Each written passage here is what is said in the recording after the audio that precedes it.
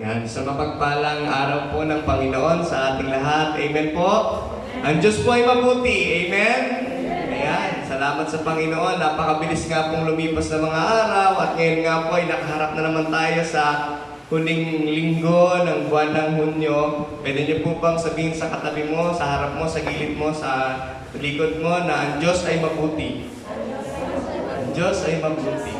Ang Diyos ay mabuti. Yung palamang po na salita rin, ang sarap-sarap na pong panghawakan. Amen? Lalo na sa panahon po natin ngayon na we are uncertain of things that are happening sa paligid natin. Pero one thing is for sure, that our God is good. Our God is great. Our God is mighty. And hindi niya tayo pababayaan. Amen po. At ganyan din, nagpapasalamat tayo sa Panginoon dahil po nagpapatuloy ang pag-aaral po natin ng Kanyang salita sa mga aral patungkol sa huling kapanahunan. At nung pong magkasunod na 2 linggo ay tinalakay po sa atin ng ating founding pastor ang mga detalye patungkol sa pagbabalik ng ating Panginoong Hesukristo. And sabi ko nga po habang nag-uusap kami ni Pastor, alam nyo, sabi ko po kay Pastor Boyen, wala po akong ibang makita talaga sa pag-aaral po natin kundi yung kapahayagan ng kadakilaan ng Panginoon. Di po ba? Yung bang parang mag-goosebumps ka habang pinag-aaralan mo yung mangyari in the last days. Kasi Panginoon, napakabuti niyo po at napakaganda ng plano ninyo. Hindi lang po kayo Diyos na nagpasimula ng lahat ng bagay na ito, kundi kayo rin po ang Diyos na tatapos ng lahat ng ito. At sa huli, ikaw pa rin po ang mananagumpay at napakaganda ng plano mo sa iyong mga anak. Alam mo talagang pag ayon po ang makita po natin sa pag-aaral natin ito, talagang ikaw mismo na anak ng Diyos, mamamangha po kayo. No?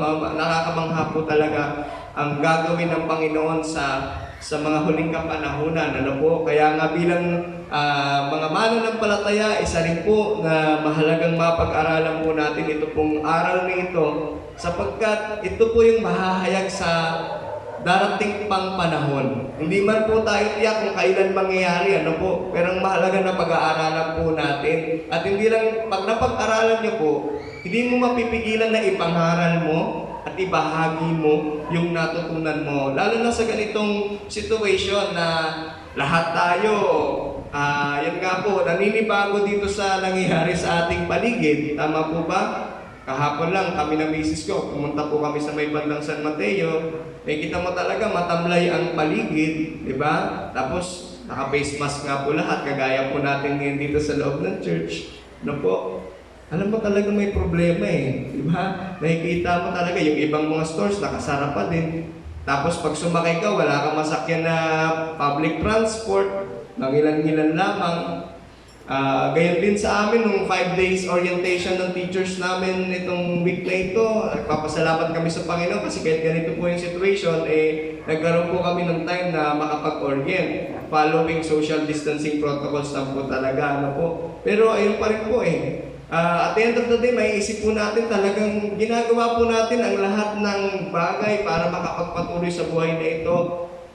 Kahit na alam natin na hindi pa naman talaga natin alam paano mangyari bukas. Di po ba? Hindi natin nakikita kung ano po yung virus na ito. Pero we praise and thank the Lord kasi siya yung nagbibigay sa atin ng pag-asa sa araw-araw. Na kapag itong pag-asa ito, tinulutan ka ng bagong pag-asa na ito, masasabi mo ako'y magpapatuloy na maglingkod, magpuri, magpasalamat sa Panginoon no matter what. Kasi buhay ako, kasama ko ang pamilya ko, malakas, di ba? At araw-araw, yun nga po, gaya na sinasabi natin, iproklama natin, ihayag natin palagi, Panginoon, mabuti ka sa buhay ko. Amen? Kaya sabihin natin ulit, ang Diyos ay mabuti. Diyos ay mabuti. Amen. Praise the Lord. Palakpakan po natin ang Panginoon sa umagang ito. At yun nga po, purihin ng Panginoon kasi nagpapatuloy tayo sa pag-aaral na ito ng what about the last days. Hindi man natin siya maunawaan na kagaya ng dinitalye ni John doon po sa kanyang sinulat sa Revelation. Pero kukuha po tayo ng ilang mga detalye din po sa ilang mga mga manunulat ng Biblia, mga apostol, na kung saan mapagkukuhanan po natin ng kalakasan mula sa salita ng Diyos. Sabi nga po ni Pastor Boyet,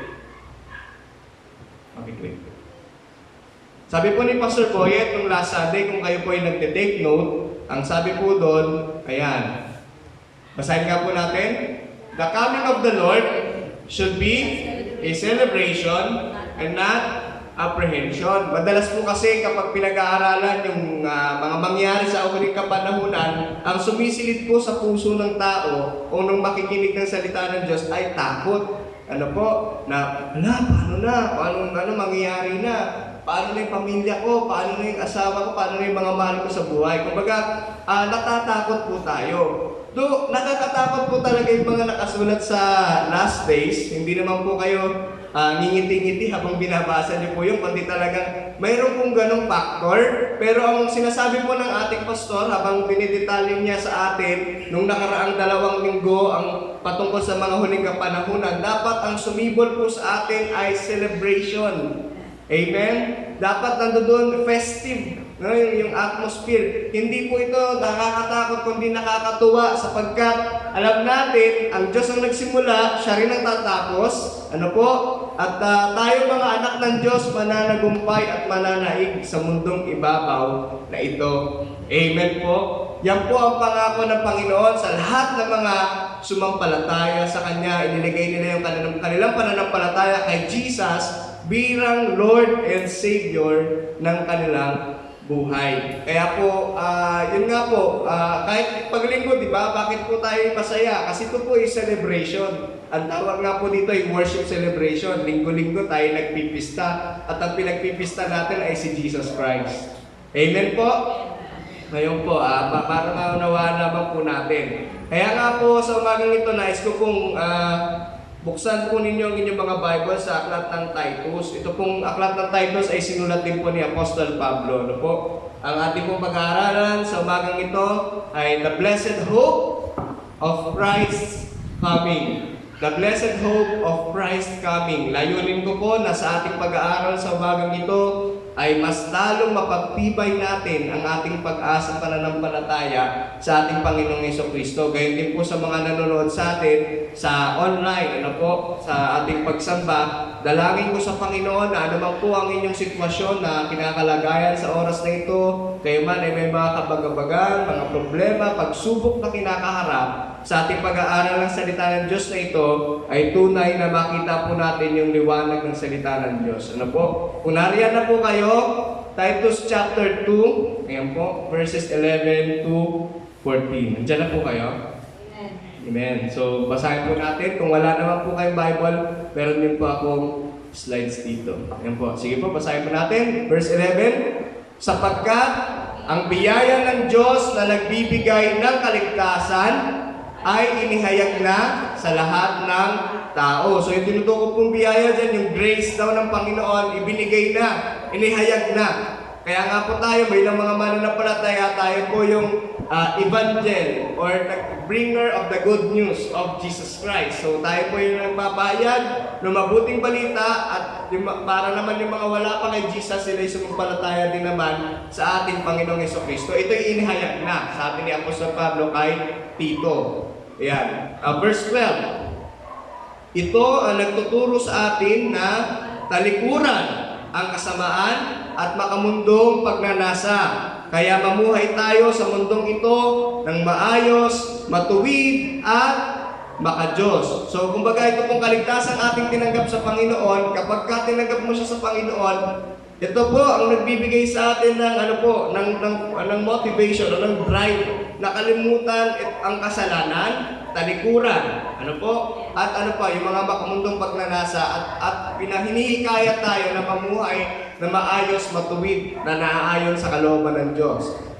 Ito po yung ating key text sa morning na ito, sa umagang ito, Titus chapter 2 verse 13. Habang hinihintay natin ang napakagandang pag-asa na walang iba kundi, alin po yung pag-asa natin? Ang maluwalhating pagbabalik ng ating dakilang Diyos at tagapagligtas na si Jesucristo. Amen? Magandang pag-asa po ba yun? Na, hindi lang basta sinabing magandang pag-asa, no? Kundi sinabi ay napakagandang pag-asa. Na walang iba kundi ang malulhating pagbabalik ng ating dakilang Diyos at tagapagligtas na Jesucristo. Sabi sa verse 14, ibinigay niya ang kanyang sarili para sa atin upang tubusin tayo sa lahat ng kasamaan at upang tayo'y maging mamamayan niya na malinis at handang gumawa ng mabuti. So, malinaw po yung tinutukoy po dyan. Ano po? Ang tinutukoy po dyan ay ang ating Panginoong Jesucristo. At ano daw po ginawa ni Jesus Christ? Kung bakit tayo naghihintay sa kanyang maluluhating pagbabalik? Ang sabi dyan, dahil ibinigay niya ang kanyang sarili para sa kanino po? Sa atin. Para sa sumasampalataya sa ating Panginoong Jesucristo. Upang tayo maging mamamayan niya, citizens of heaven or citizens of God na handang gumawa ng mabuti. So yun nga po, ang pagkasunod, bago tayo gumawa ng mabuti, ang pinagsisimulan po talaga niyan para tanggapin po ng Diyos yung ating ginagawang mabuti ay yung pagsampalataya natin sa ginawa ng Panginoong Jesucristo sa krus ng Kalbaryo. Amen po? So ayun po. Again, sa English, para makita po natin, Titus chapter 2 verse 13, ang ginamit pong word ay while we wait. Ayan. For the blessed hope. What's that blessed hope? The appearing of the glory of our great God and Savior, Jesus Christ. Kung titignan po natin yung pagkakasulat ni Pablo kay Tito sa talatang ito, gano'n na lang yung pananabik. Di ba? Mararamdaman nyo sa kanya. Yung excitement ay nandoon po. Tayo pong mga mananampalataya, akin po tanong sa umagang ito, gaano po tayo nananabik? Nung nakaraan po ako dito first Sunday po, ito rin halos po yung tema ng aking pong tinalakay. Yung nga lang po ay overview po iyon ng mga mangyayari. Ito naman po ay mas lalo natin bigyan po ng diin yung tayo po bilang mga mananampalataya. Diba? Bihira po yung nag-iisip talaga na araw-araw dadating na ang Panginoon. Diba? Kasi bakit po? Busy tayo sa pag-pursue ng lahat ng mga bagay sa mundong ito, diba? Marami tayong plans, meron tayong mga goals na siniset. Mga kapatid, hindi po masama yun. Diba? Kasi bilang mga anak ng Diyos, sabi nga niya, dapat tayo matagumpay sa mundong ibabaw na ito. So, we set goals, we set our plans, wala pong masama doon. Pero wag din po natin kakalimutan na lahat ng ginagawa po natin sa mundong ibabaw na ito, ginagawa mo yan dahil alam mo, may babalik na tagapagligtas para sa iyo. Amen po? Dahil babalik yung sinampalatayanan mong si Jesus Christ, ginawa mong Lord and Savior, babalik siya para sa iyo, para sa akin, para sa lahat ng mga sumampalataya sa kanyang pangalan. Di po ba? So pagka ganun po ang ating mindsetting, mas lalo tayong kaya ganyan na lang yung sinulat ni Pablo, yung blessed hope. Lalo nating mauunawaan po yung blessed hope na tinutukoy niyan. Hindi tayo mamumuhay sa mundong ibabaw na ito na para tayong talo, tayo lugi, kundi araw-araw iisipin natin, darating ang aking Panginoon. Babalikan niya ako. Maaring hindi man niya ako abutan, no? Hindi natin alam di ba? Hindi niya man ako abutan na pisikal, na buhay pa.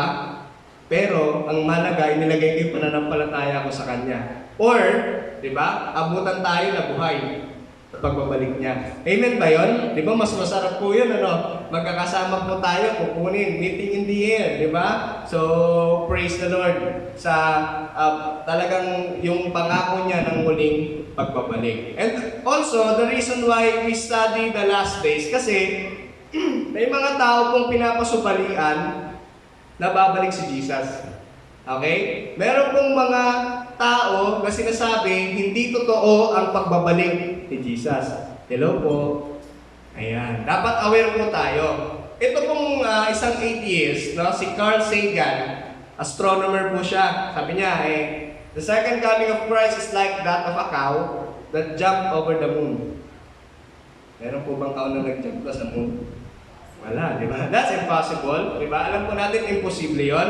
At naintindihan natin siya, coming from a perspective of an atheist. An atheist is someone who doesn't believe in the existence of God. Para sa atheist, walang Diyos. Ano po? Kaya po dapat alam natin na tiyak tayo, pag tinanong ka, talaga bang sigurado ka babalik si Jesus? Pag sinabi mong oo, patunayan mo. Kaya po natin pinag-aaralan ito. Kasi marami na sa kapanahunan natin ang nangangaral o nagsasabi na hindi babalik si Jesus. Yan, understandable po yan kasi atheist yan. Meron pong Kristiyano. May isang mga dalubhasa na sinasabi na yung dalubhasa sa teolohiya na sinasabi, hindi talaga siya magaganap. Sabi dyan, the day of the Lord is God's timeless judgment, which is past, present, and future. In a sense, it is always to come. In a sense, it is always a present. In a sense, it has been already been past. Thus, the parousia, yung parousia po, technical word for the second coming, is like creation in a real sense, timeless, not an historical event. Inline-line po yun, no? But the underlying purpose of history and the summing up of all things in Christ. Ano pong pinaikling ibig sabihin po niyan? Sinasabi niya na, oo, nandyan yan, pero hindi talaga magaganap yan. Sipin niyo po yun, not an historical event. Bumabangga po yan sa aral ni Kristo. Kasi si mismong si Jesus nagsabi, babalik ako. Amen? Another theologian, ito si Rudolf Bultmann, isang New Testament scholar. Sabi niya, the mythical eschatology is untenable for the simple reason that the parousia of Christ, or the second coming of Christ, never took place as the New Testament expected. History did not come to an end, and as every schoolboy knows, it will continue to run its course. Magpapatuloy lang daw po ang mundong ibabaw na ito. Even if we believe that the world as we know, it will come to an end in time, we expect the end to take the form of ano daw po? A natural catastrophe. Yung mga calamities like earthquakes, like mga ano nangyayari mga catastrophe sa paligid natin. Pero ang sabi niya, not of a mythical event such as the New Testament expects. Sipin yun, New Testament scholar po yan, ha? Sabi ko kung ganyan lang pala maging scholar, ayoko na maging scholar Di ba? Natawagin kang scholar, pero sabi niya, mythical event lang daw po ang nakasulat sa bagong tipan ng Biblia. No po? Isa pa, si Ernest Best, isang professor of divinity sa Biblical Criticism sa University of Glasgow, ay sabi niya, we have to conclude that the end is something with which men will never have to reckon in practical terms. Again, excluding the possible destruction of our own planet, and that it is as wrong to think of a real physical end which God achieves in some public way as it is to think of a real physical beginning. So lahat po lang ito, pinapasubalian po nila yung pagbabalik ng Panginoon na sinasabi po nila kung ano itong mundong ibabaw na ito na dinatnan natin, ganito rin ito na magwawakas. Wala po yung pagbabalik ni Jesus. It's a mythical event para po sa kanila. Mga nasa church din po itong mga ito. No? So bakit po natin pinag-aaralan ng the last days? Kasi para ihanda po tayo sa darating na panahon. At kung hindi man dati sa panahon natin, dun sa mga susunod pa sa atin, na maipapangaral natin sila, maghanda kayo sapagkat babalik ang ating Panginoon. Di po ba? Imagine, mismo si John the Beloved na sumulat ng aklat ng Revelation, sinabi niya sa pinakahuling kanyang panalangin, doon sa talata, even so, come now, Lord Jesus. Ganun na lang yung kanyang eagerness sa pagbabalik ng ating Panginoong Jesucristo. At kahit si Apostol Pablo ay ganun din. Nung nakaraang linggo, kung matatandaan niyo po, ang tinuro sa atin ni Pastor Boyet ay yung connection ni Peter at ni Paul sa kanilang pagpapahayag na darating talaga ang Panginoon. Ito po ay sinulat din ni Apostol Pablo. Ito pong sulat kay Tito. Pakibasa po natin. 1, 2, 3. The blessed hope of believers is the appearing of the glory of our great God and Savior, Jesus Christ. Are you excited to the glorious appearing of Jesus Christ? Amen. Are you excited na makaharap natin siya ng mukhaan? Siguro talagang sabi nga doon, ipapahirin ang luha sa ating mga mata. Isabihin, gayon na lamang yung yung hindi mo talaga mailarawan sa mga salita kung ano itong magiging tagpong ito. Pero ang mahalaga, alam po natin, mangyayari. At tiyak po ito. Kasi kagaya ng mga binanggit ko sa inyo kanina, isang atheist at mga theologians na sipin nyo na lang po mga kapatid, ang buhay na wala sa Panginoon at pagkatapos wala ka pang inaasahang pagbabalik ng Panginoon. Di po ba? Kahapon pagsakay namin ng taxi ng misis ko, nakarinig ako ng balita na alam natin may pumanaw na senador, ano po? Patay-patanda na at kilalang artista rin. Alam niyo yung narinig ko doon, pagkala ko nga 702 DCS yung radio.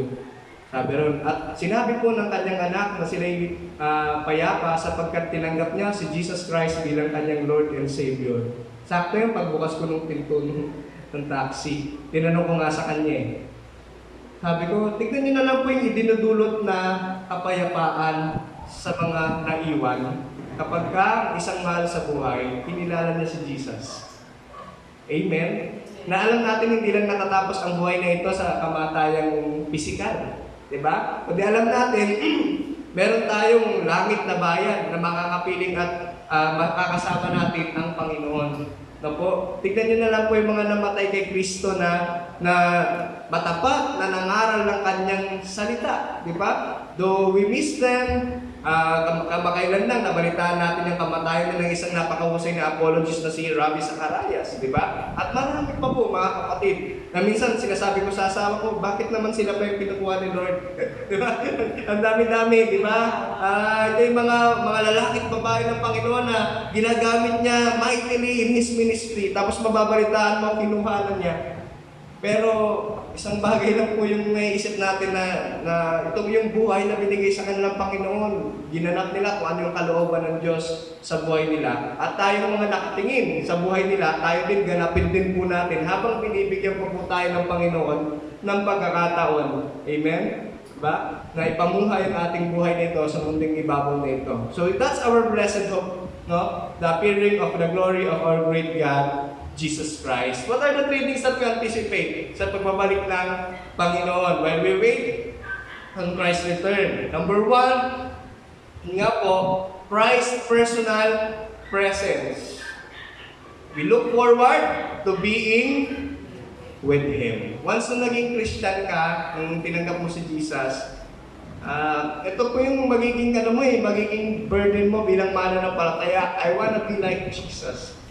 Diba? Kaya nga meron mong pelikula na sinasabing, pagka ganito ang sitwasyon, what would Jesus do?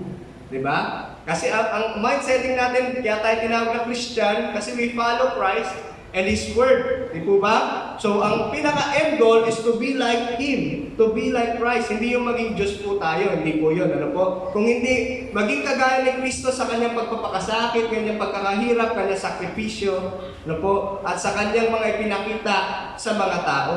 Kaya nga po, yung ating patotoo bilang mananampalataya ay napakahalaga nun. Sapagkat sa pamamagitan nun, yung ibang wala pa sa Kanya, yung mga hindi pa sumasampalataya sa Kanya, doon sila po, lalapit. Amen po? So yan, that's one thing that we anticipate. Number two, redemption from our sinful nature. We long for the end of the battle with sin and our perfection in Christ. So pagdating po ng Panginoon, ito pong ating pakikipagbaka sa kasalanan. Totoo po, sa mundong ibabaw na ito, hindi tayo matatapos sa pakikipaglaban sa kasalanan. Kasi di ba sabi ng Apostol Pablo, for we wrestle not against flesh and blood, di ba? Kundi sa mga paligid na namiminuno sa mundong ibabaw ito, yung mga prince of the power of the air. Yung po yung sinasabi, no? So andyan po ang kasalanan na ating pong lalabanan. Ano po? Kaya nga hindi po talaga magiging perfect ang ating buhay sa mundong ibabaw na ito. Sapagkat po tayo ay nabumuhay sa mundo na talaga nandito po ang kasalanan. Pero kapag dumating po ang Panginoon, He will redeem us. At ang sinabi dyan, the battle with sin will end. Amen? And we will be perfected in the day of Jesus Christ. At third thing that we anticipate is the restoration of creation. Kung paano pong nilikha ng Diyos ang mundong ito ng perpekto, walang dungis, walang sira. Ano po, kagaya ng nababasa natin sa Genesis, nung panahon ni Adan at ni Eva. Ano po, ganun din ibabalik ng Diyos yun, yung tinatawag nating bagong langit at bagong lupa. At sino pong mananahan doon? Sabihin mo sa katabi mo, ikaw yun. Ikaw yun, di ba? Tayo po yun. Tayong mga tinubos ng Panginoon. Tayong mga nagdala ng mabuting balita ni Kristo. Tayong mga naglingkod sa Panginoon ng buong katapatan. Ano po? Tayo'y makakabahagi dito. Amen po. Kaya nga po, ang sabi ng Hebrews chapter 9 verse 27 to 28, alam po natin itong talatang ito, no? Just as it is appointed for men to die, actually 27 lang yung madalas na binabanggit, na minsan lang daw sa tao ang mamatay. Tama po ba? Opo. So, salamat po. And after that, ano daw po? Judgment. No? Kaya wala po mali na po yung ating pananampalataya. Ano po na pagtapos po nating mamatay, ano pong sabi? Paghuhukom. Sino pong maghuhukom? Sinong hahatol? Ang Diyos. Okay? So sinabi sa verse 28, so Christ, having been offered once to bear the sins of many, will appear. Nabanggit na naman yung appearance. No? Will appear a second time. Not to deal with sin. Okay? Pagbalik daw ni Jesus, ano daw gagawin niya? To bear the sins of many, will appear a second time, not to deal with sin, kundi ano? To save those what? Who are eagerly waiting for Him. Are you eagerly awaiting for Jesus? Let's check ourselves. Tatlong tanong. Number 1, does your mind return quickly to the truth of Christ's appearing? Ang ating po bang isipan na doon lagi na binabalik natin ang katotohanan na talagang babalik siya? Sumisilid ba sa ating isipan yan? Ikalawang tanong, when your mind turns to the truth of His appearing, does your heart want it? Gusto ba natin yon? Di ba minsan ganito babalik si Jesus. Handa na ba ako? Di ba ganun yung ano natin So Lord, gusto ko pang iligtas niyo po yung mga mahal ko sa buhay. Di ba? Gusto ko mong makarinig pa sila ng iyong salita. Ang tanong ko dito, is there an eagerness to see Him?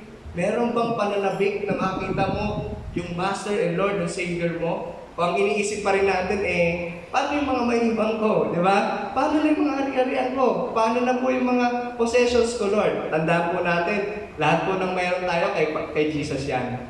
Amen po? Di ba kaya tayo mga mananampalataya, hindi natin wino-worry yung mga bagay na kung anong mangyayari dyan kasi ang Panginoon din po ang nagbigay sa atin yan. And thirdly, do you pray for His coming? Yung word na Maranatha, ginamit po yan ni Apostle Paul sa 1 Corinthians chapter 16. Ito po. At ang ibig sabihin po niyan come quickly. Dumating ka na agad. Kaparehas po yan ang sinabi ni John the Beloved. Di po ba? Nang sinabi niya na, come Lord Jesus. Yun yung sinabing anathema, Maranatha. So sabi niya, Maranatha, praise the early church.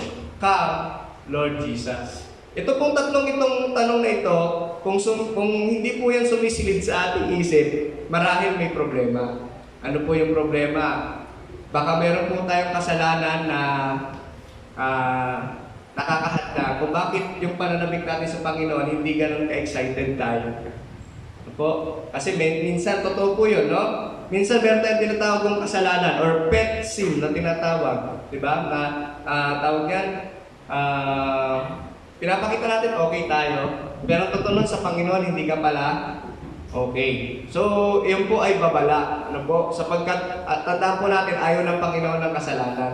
Kaya ang gusto po ng Panginoon sa kasalanan, lagi mong ikinukumpisan sa Kanya. You always confess your sin to God. Kasi sabi ng Panginoon sa Kanyang salita, kung ipahayag mo ang iyong mga kasalanan, ako'y tapat at banal na patatawarin ka sa iyong mga kasalanan. Lilinisin ka sa iyong mga kalikuan. So, that's one reason kung bakit hindi ganun ka-eager yung ating excitement sa pagbabalik ng Panginoon. Or, dahil nga po sa ating current situation, ang ating pong faith ay nasishaken. Ano po? So, yun nga po, ang layunin natin ngayong umagang ito ay makita po natin yung pag-asa, the blessed hope that the Lord wants us na dalhin po natin sa araw-araw nating mga buhay bilang mga mananampalataya. Yan, pangkip po. So ayun po ang nais ng Panginoon sa atin na ating dalhin araw-araw ng ating mga buhay. So po, itong mga tanong na ito ay magbigay sa atin ng pag-asa po sa Panginoon. Ayan. So let us think of it. No? Isipin po natin na nasisilid po ba sa ating isipan na merong tinatawag na second coming?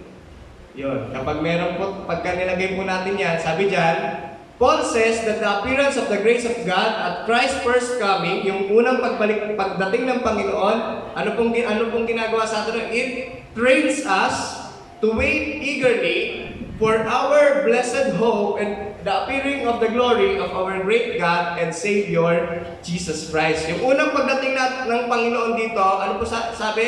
Inihahanda tayo. Kaya nga po merong nagtanong paano po pastor kung ganito? Saka na lang po ako maglilingkod sa Panginoon pag alam kong babalik na siya. Pag tumunog na yung trumpeta, halimbawa, unang trumpeta pala, kasi sabi naman sa ikapito So, sa mga ika-4 na trumpeta, saka ako magpapakabuti. Nakakatuwa po, no? Pero ang katotohanan po niyan kapag mananampalataya ka kasi hindi mo nahahayaan yung sarili mo na manahan sa kasalanan. Amen po? Hindi na natin nanaisin pa na gumawa ng mga bagay na alam po natin hindi nakalulugod sa Diyos. Ulitin ko po yung sinabi ko kanina, hindi magiging perfecto ang buhay natin sa mundong ibabaw ito sapagkat alam natin corrupted ang mundong ito ng kasalanan.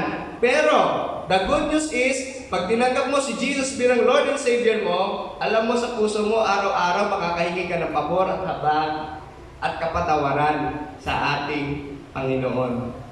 Diba? Paano mo pa nanaisin yun? Diba? Paano mo pa nanaisin na gumawa ng mga bagay na alam mong hindi makapagbibigay ng kaluguran sa ating Panginoon? So anyway, that's hypothetical question naman. Wala naman po sa atin yun. Amen? So, ayun po. Ano po yung tatlong bagay na yun na sinasabi ni Apostol Pablo na ating pag-asa? Ang unang bagay po, ano pong sabi? It is a blessed hope. Ito po ay blessed hope. Ano po bang kabaliktaran ng blessed? Tama po. Cursed. No? Nung tinanggap natin si Jesus, nagkaroon tayo ng blessed hope. Pero nung wala pa tayo kay Jesus, tayo ay cursed. Cursed from what? From sin. Diba? Tayo ay isipin nyo, sumpa. Sino ba naman gusto po sa atin ng sumpa? Pero, kaya nga po tayo nagpupuri sa Panginoon. Kasi sabi ng Romans chapter 8 verse 1, there is, therefore, now no condemnation to them which are in Christ Jesus, who walk not after the flesh, but after the Spirit. Di po ba? Wala nang paghatol. Amen? Sabihin niyo po sa katabi niyo, ikaw yun. Diba? Hindi ka nahahatulan ng Panginoon sa mga nasa kay Kristo Jesus. Napakasarap pong panghawakan ng pangako ng ating Panginoon. It is a blessed hope and not a cursed one. Our hope is confident expectation of salvation and not wrath.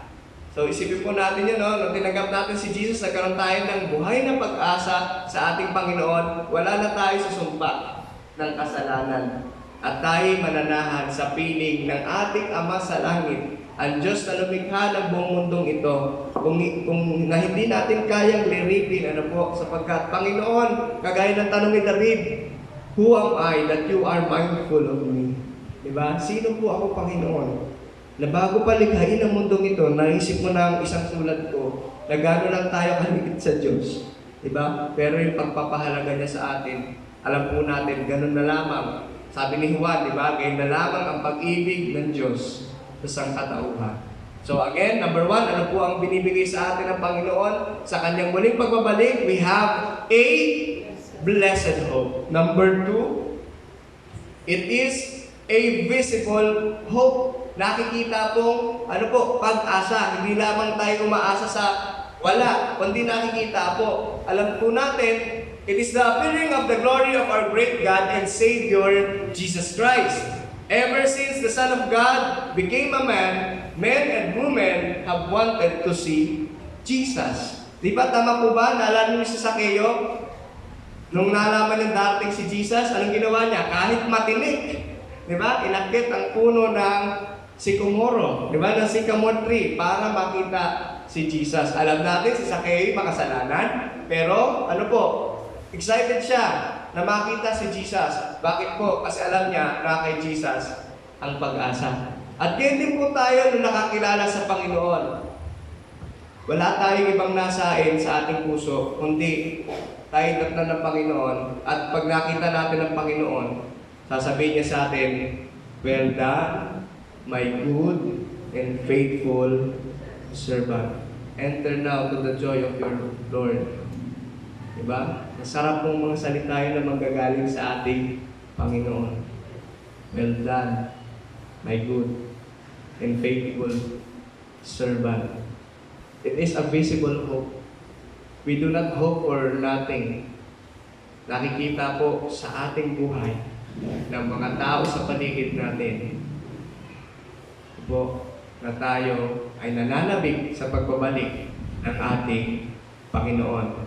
Sabi ng 1 John chapter 3 verse 2, "Dear friends, now we are children of God, and what we will be has not yet been made known. But we know that when Christ appears, we shall be like Him, for we shall see Him as He is." The glorious appearing of our Lord Jesus Christ. That's our visible hope when we become like Him. Number 3. Ano po sabi? It is a glorious hope. It is the appearing of the glory of our great God and Savior, Jesus Christ. Ano po ba itong kaluwalhati ang mahahayag? Basahin po natin. Punta po kayo sa inyong mga Bible para makita po natin. Ano po yung kaluwalhati ang mahahayag sa darating na panahon? Revelation chapter 1. Para makita po natin, hindi ko po na ilagay sa slides yan. Buksan po ninyo kung may mga Bible po kayo. Ayan. Ayan, sabi po rito, "Nakatayo sa gitna ng mga ilawan ng isang parang anak ng tao na nakasuot ng mahabang damit at may gintong pamigkis sa kanyang dibdib. Ang kanyang ulo at buhok ay kasing puti ng balahibo ng tupa o ng niebe, at ang kanyang mga matay parang apoy na nagliliyab. Kumikinang ang kanyang mga paa na parang tansong pinakintab, at parang rumaragas ang tubig ang kanyang tinig.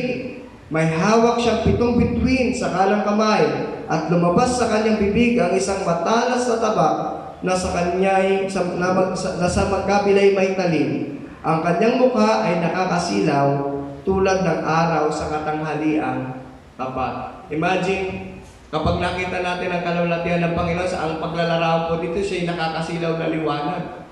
Ano At yun po ang sinabi ng salita ng Diyos.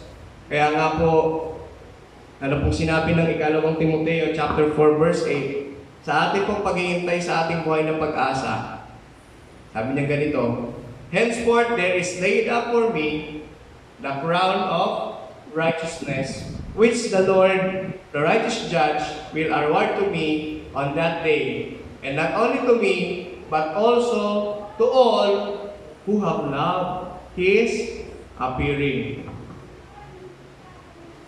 Pagdating po ng Panginoon, meron po siyang ibibigay na putong na korona. At ang sabi po dyan, ano pong klaseng crown ang ibibigay sa atin ng Panginoon?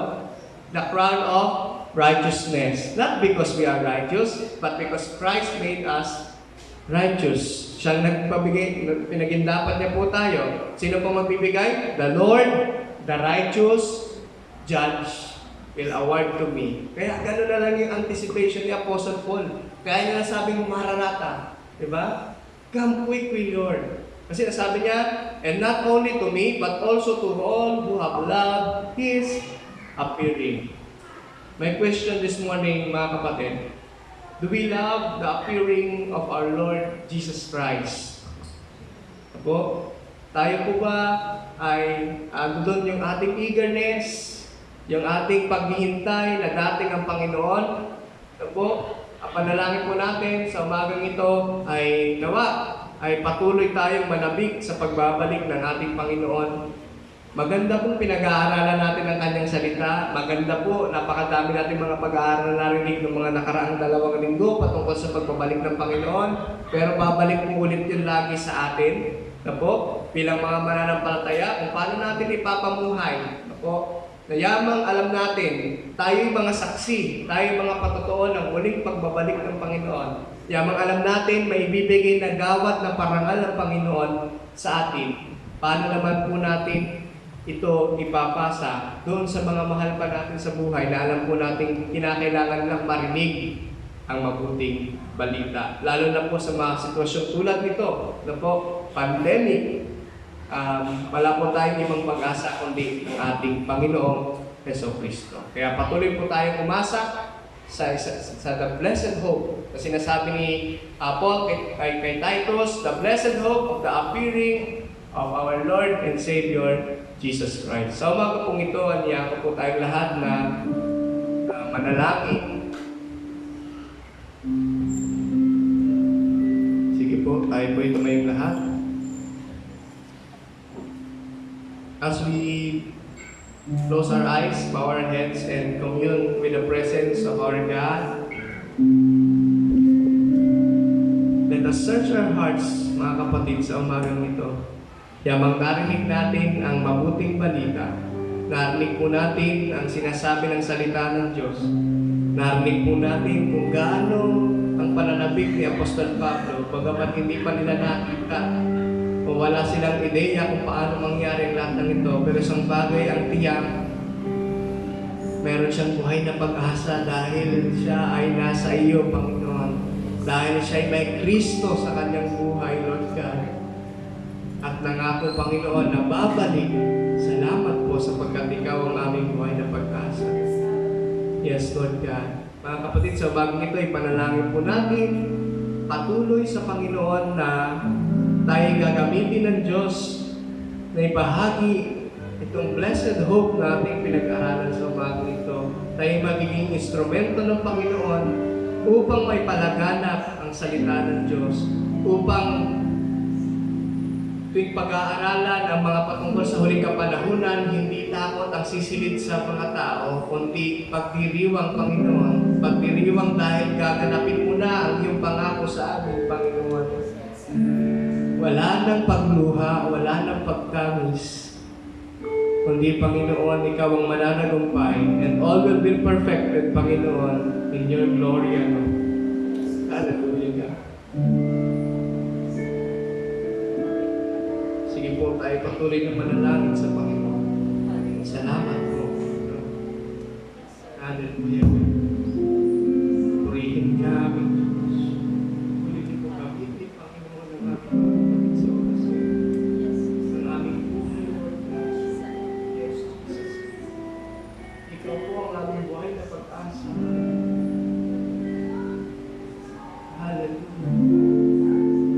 Salamat po sa katotohanan rin. Hallelujah. Yes po. Panginoon, sa oras pong ito, naririnig niyo po ang dalangin ng iyong mga anak. Alam niyo po ang nilalaman ng kanilang puso, Panginoon. At tunay sa aming mga pag-aaral na ito, wala po kaming ibang salita na masambit, kundi salamat po. Sapagkat ikaw na Diyos na siyang lumikha ng lahat ng ito, Panginoon. Mula ng pasimula na ito'y wala, Panginoon. Hanggang sa ngayon, Panginoon, na aming buhay na ito na pinagkaloob mo. Lord God, salamat una sa lahat sa kaligtasan aming natamo, Panginoon, sa iyo.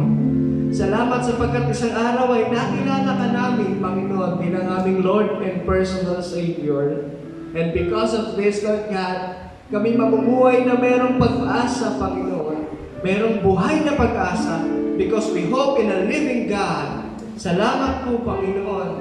Salamat o Diyos sapagkat sa araw-araw ng aming mga buhay, Lord God, as we anticipate your coming, Lord God, we pray na kayo po patuloy na magbigay sa amin ng patience as we wait, Lord God, Habang kami naghihintay, Panginoon, turuan mo kami, Panginoon, tulungan mo kami na may pamuhay ang aming buhay na ito, Panginoon, at naayon sa iyong kalooban, Panginoon.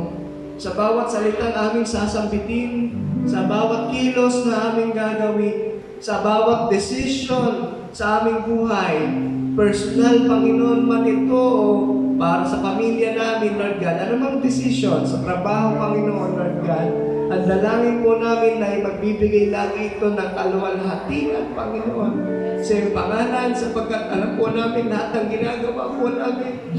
Isang araw darating po ang awarding, Panginoon, Lord God. Kagaya na lamang po na sinabi ni Apostol Pablo, Panginoon, henceforth there laid up for me the crown of righteousness, which the Lord, the righteous judge, will give, Lord God. Panginoon, we do not deserve any of these things, Lord. Sapagkat alam niyo po, Panginoon, kung ano ang aming kalalagayan, ngunit dahil sa iyong malaking pag-ibig sa amin, Panginoon, ikaw po na aming Diyos, na aming sinampalatayanan at pinaglilingkuran at siyang magagawad nito sa iyong mga anak na matatapat, na patuloy, na sumasampalataya na nanalig sa iyo. Ya Lord God, dulutan niyo po kami patuloy ng pag-asa sa araw-araw ng aming mga buhay. Sa pamagitan ng iyong mga salita, sa pamagitan ng mga kapatiran, Lord God, na sinabi mo sa Thessalonica, we should comfort one another with these words of God, that you are coming soon, very soon, Lord God. And as we comfort one another with these words, Lord God, kaya mo sama-sama po kami magtatapat, maglilingkod sa inyo, Panginoon. Anumang sitwasyon na aming kasasapitan, Panginoon, patuloy na pupurihin ka, Panginoon.